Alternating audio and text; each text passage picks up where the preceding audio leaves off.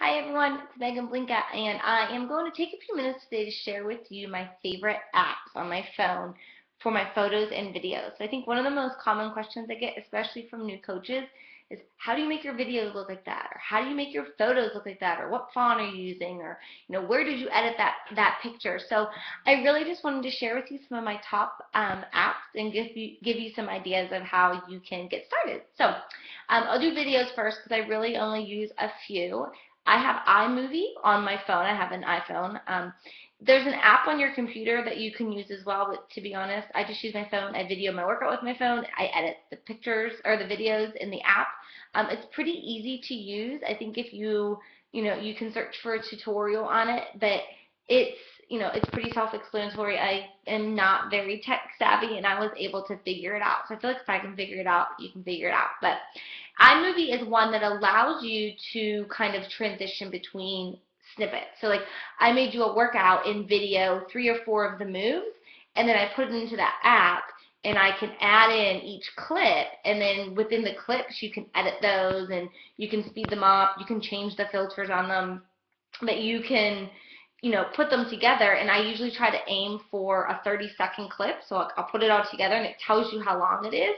And then once I'm done with the clip, I usually go through and speed it up because I think the videos look more fun when they're going at that faster rate. So I'll speed it up so that 30 seconds becomes 15, and then I can put it on Instagram because I don't like to duplicate things. So if I'm going to put it one place, I want to be able to put it on all of my social media. So I first make it at 30 seconds, and then I speed it up because it cuts it in half to 15.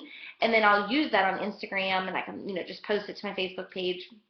But videos are a great way to show what people can expect out of a workout. So if you haven't got into videos yet, just give it a try. You can mess around with it. You can even video it, practice it. Like video your workout in the morning and then in the evening mess around with the app. That way you're not trying to do it in the morning before work or whatever. But iMovie makes really cool apps for that. Now, I often will take my movie clip that I make from iMovie and import it into another app that I like for videos, which is Pick, Play, Post. Now, Pick, Play, Post does a combo of videos and photos in one. You can make collages. But a lot of times what I'll do with the one that I come from iMovie is I'll import it into the Pick, Play, Post app, and I'll edit it in there and make it a square. That way I know how it's going to look on Instagram. And you can add music in Pick, Play, Post.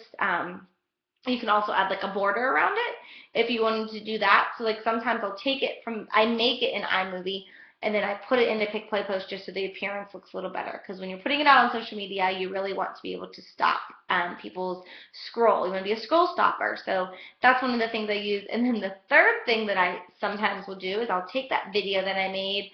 I already made it my square. I know what it's going to look like, and I can add text to it through an app called Vont, V-O-N-T, Vont.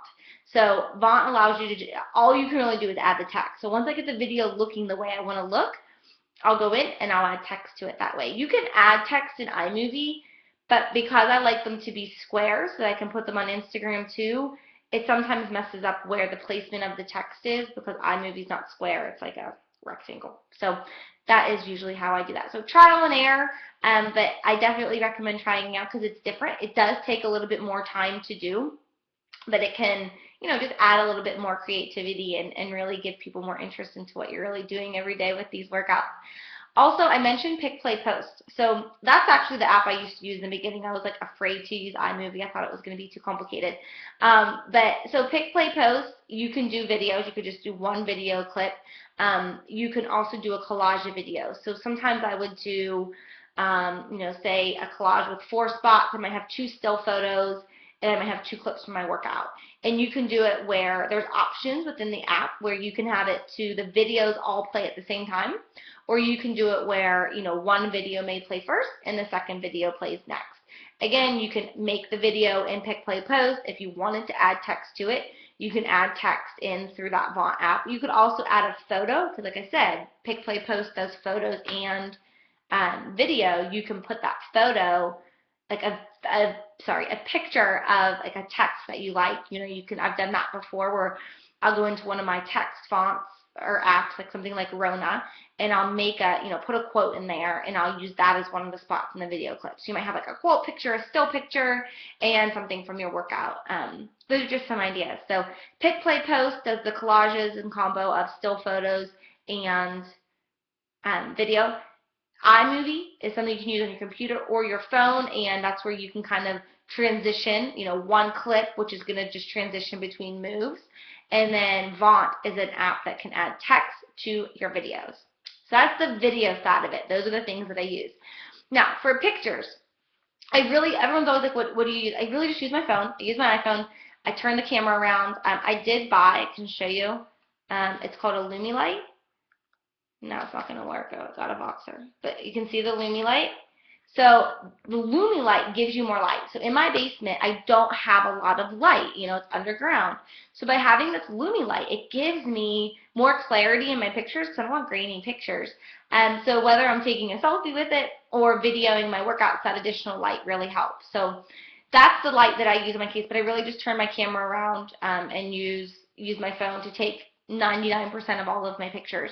So some apps that I use for just words, I use Rona probably more often than anything else if I'm editing a picture, because you can add text in there. There's a bunch of graphics that just come free with it. There's upgrade packages. I think there's an upgrade package for pretty much any app that's out there. The Rona one I've never paid for. I just use the free one that comes with it. There's lots of fonts included within it. I also use WordSwag. Now this is one that I paid for. I think it was like $2.99. But WordSwag does like funky fonts and can really get creative. So sometimes I'll edit a picture in Rona and I'll make it square in Rona, and I may filter it in Rona. But if I'm going to add text to it, I put it into WordSwag. And that's where you can get, a bunch of different sizes and different fonts all combined in one. I think you can actually do a WordSwag trial without actually paying for it, just to give you a little idea of how it works.